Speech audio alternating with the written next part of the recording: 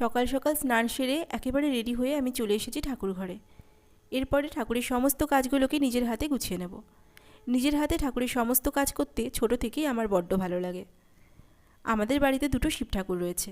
প্রথমেই আমি বাড়ির শিব ঠাকুর পুজো করব, আর তারপরে মন্দিরে যাব।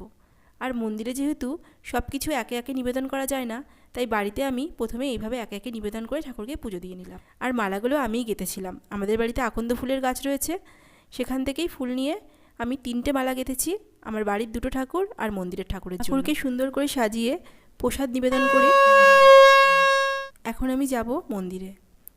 এই মন্দিরটি আমাদের বাড়ির একদম কাছে।